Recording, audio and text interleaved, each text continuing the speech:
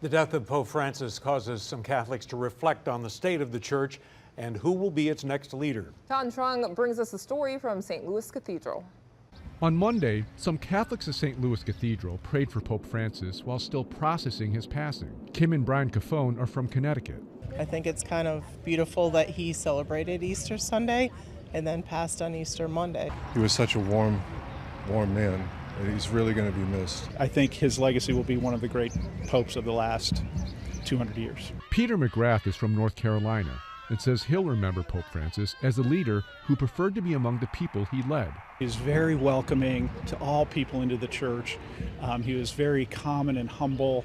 I think made everyone feel at home in the church. Pope Francis's death comes at a time when the Catholic Church is struggling to maintain and grow its membership. And the Catholics we spoke with today say they hope the next pope will inspire more people to join the church. It's got to right size given current conditions.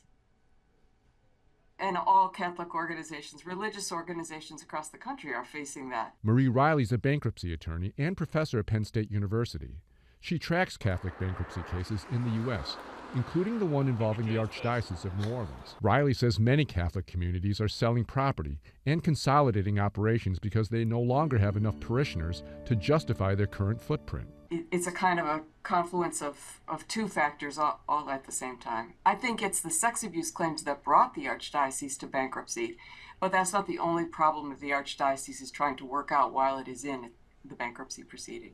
Our diocese in Norwich is bankrupt, and there are a lot of churches that are struggling, and they're trying to stay open as much as possible to support the diversity of the community. Despite the troubles in the church, Brian Cafone says he remains faithful to it. There's a lot of human fault in the church, but that should never stop us from going to church. For Peter McGrath, the church must practice what it preaches. I think in America, what needs to happen is the church really needs to make a more public atonement than they have for the wrongs that they've committed, and certainly stop doing them.